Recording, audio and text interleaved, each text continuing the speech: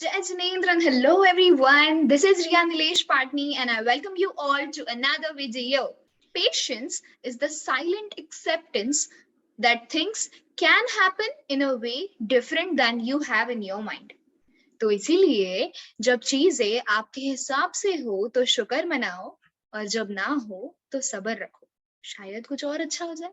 इसी बात पे स्वागत है सभी का मेरे YouTube चैनल पर शुक्र एंड सब्र। So, what do we have on our tables today? आज ना मैं आप लोगों को टाइम पास करना सिखाऊंगी। आई नो आप सीए स्टूडेंट्स हो, आप लोगों के पास तो टाइम ही नहीं होता टाइम पास करने, लेकिन फिर भी जो हम छोटे छोटे ब्रेक्स लेते हैं ना, वो भी कहीं ना कहीं टाइम पास ही होता है। तो उस ब्रेक को कैसे टाइम पास ना बनाए, ये मैं आज बताऊंगी। चलते हैं वीडियो की ओर। हम लोगों को ना एक्चुअली ये सीखने की जरूरत ही नहीं है, क्योंकि टाइम कैसे पास करना है ना, इसमें तो हम माहिर होते हैं। सच्ची, पढ़ने बैठो मुश्किल से 20 मिनट 25 मिनट निकलेंगे और लगेगा ऐसा जैसे 1-1.5 घंटा निकल गया हो। और टाइम पास करने बैठो 1-1.5 घंटा तो ये चुटकी बजाते निकल जाएगा। इंस्टाग्राम खोलो, रील्स निकालो, खत्म। है ना, है ना, है ना। शर्म करो, सीए कर रहे हो, ठीक है? तो अब जो बोलूंगी वही करना। तो सबसे पहली बात तो होता ही है ना कि सबके अपने अपने ब्रेक्स को यूटिलाइज करने के, सबके अपने अपने ब्रेक्स लेने के तरीके अलग अलग होते हैं। तो सबसे पहले तो जैसे कोई गाने सुन लेगा, मेरे जैसे नालायक सो जाया करते थे, नैप ले लिया करते थे। लोगों में से कुछ गेम्स खेल लिया करते होंगे, फोन चला लिया करते होंगे, सोशल मीडिया यूज किया करते होंगे, घर वालों के पास जाके बैठ जाते होंगे, कुछ खाना खा लेते होंगे, कहीं घूमने चले जाते होंगे। मेरे केस में ना सीन थोड़ा सा अलग था।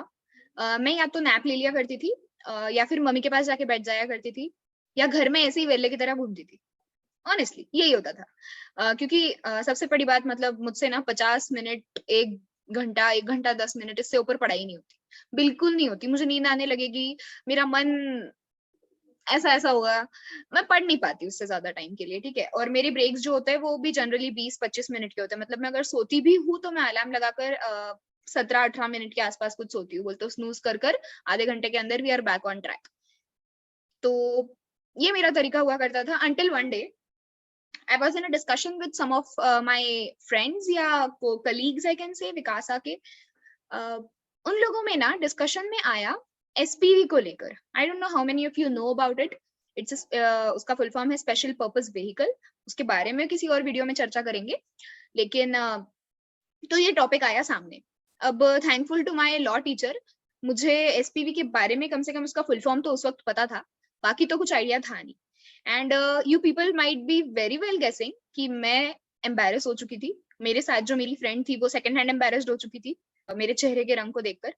क्योंकि ऑब्वियस सी बात है ना, जिस चीज के बारे में आपको पता नहीं होता है उसके बारे में अगर डिस्कशन चल रहा है तो you can not just beat around the bush on such a technical topic. और करना भी नहीं चाहिए, आप ज्यादा स्टूपिड दिखोगे। तो आई चोज टू स्टे मम। लेकिन घर पर आकर ना वो मन में फीलिंग थी कि यार you could not be a part of such a great discussion, you could not add value to yourself. क्यों? क्योंकि तुझे उस बारे में पता नहीं था। और मेरे साथ के हम उम्र बच्चों को पता था। कैसे? They take out the time to learn about these topics. उन्हें इंटरेस्ट है तो मुझे इंटरेस्ट डेवलप करने की जरूरत है, क्योंकि ये एक ऐसी चीज है, कोई नहीं चाहेगा कि कोई किसी और से पीछे रहे।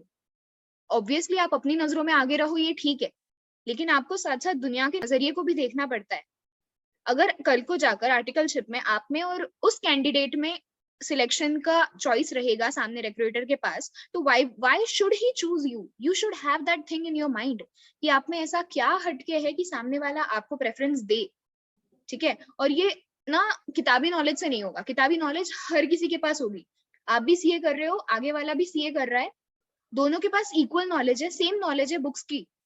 लेकिन ये जो कुछ कुछ साइड की चीजें होती है ना, ये हेल्प करती है आपको आउटशाइन करने में दूसरों को। मैं नहीं बोल रही हूँ कि आपको आउटशाइन करना इसीलिए आप पढ़ो, खुद की नजरों में महान बनोगे यार, कि यार मुझे 4 चीजें ना ज्यादा पता है। और वो जो सेटिस्फैक्शन होता है ना, कसम से उसकी बराबरी नहीं है। ऑल्सो मुझे नहीं पता आप लोगों में से कितने लोग मेरे साथ अग्री करोगे, लेकिन आई एम अ बिलीवर कि कम्युनिकेशन एनहांस करने के लिए you need to widen your knowledge base. और ये मैं इसीलिए बोल रही हूँ क्योंकि आप जस्ट इमेजिन करो that you confine your knowledge to 2 to 3 topics you can talk about, और सामने वाले के पास 6 टॉपिक से बात करने के लिए, और आपके 2 टॉपिक्स में से वो दोनों टॉपिक उसके पास नहीं। आपके बीच में कम्युनिकेशन कैसे होगा? अब ऑब्वियसली आप मुझे ये बोलोगे कि उसको भी तो कम्युनिकेट करना है, तो उसने भी तो अपनी नॉलेज बढ़ानी चाहिए। यार वो क्या कर सकता है ना, that is not your cup of T. आप खुद पर कैसे काम कर सकते हो ना, इस पर आपका फोकस होना चाहिए, ना कि दूसरों पर। ठीक है?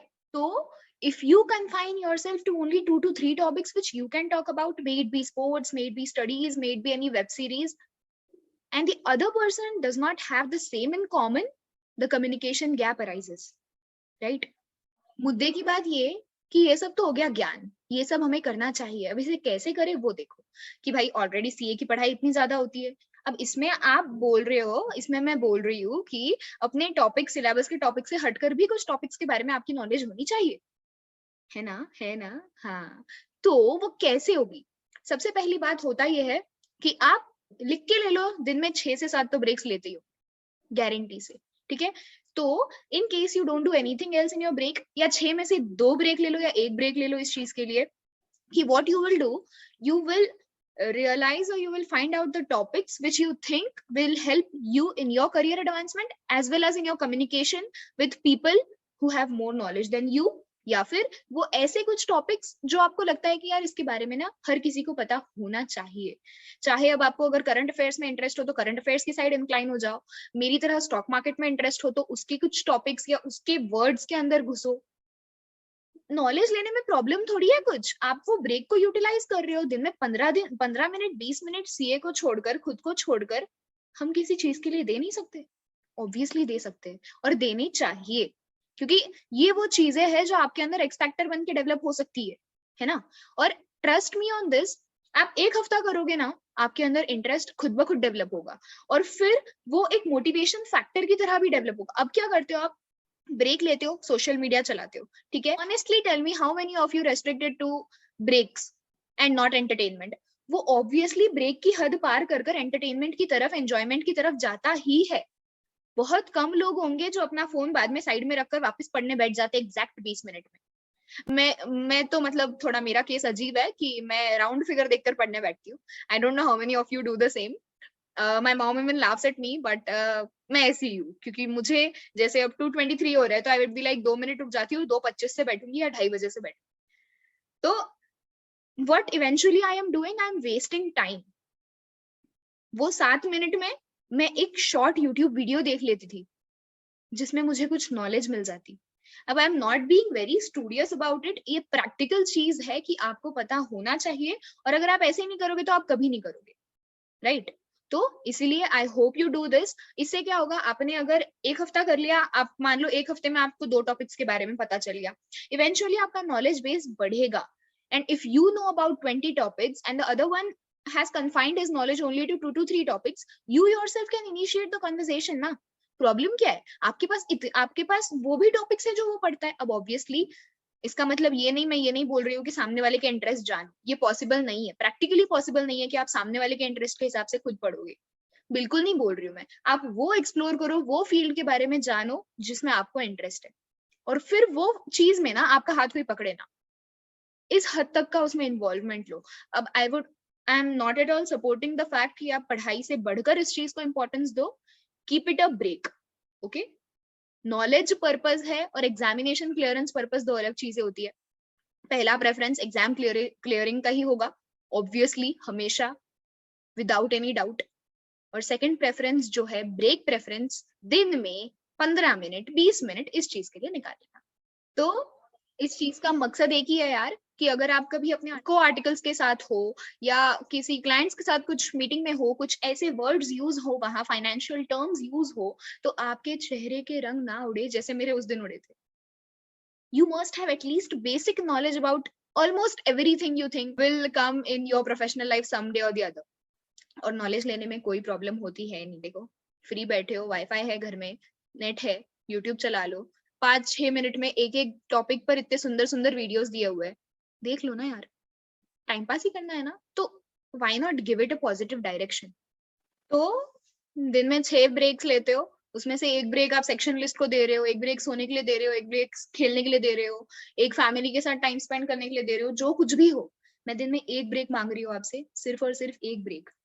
जो करना है वो करो बाकी ब्रेक्स में, लेकिन खुद के लिए यार, खुद की पर्सनल डेवलपमेंट के लिए इतना तो टाइम हम निकाल ही सकते हैं।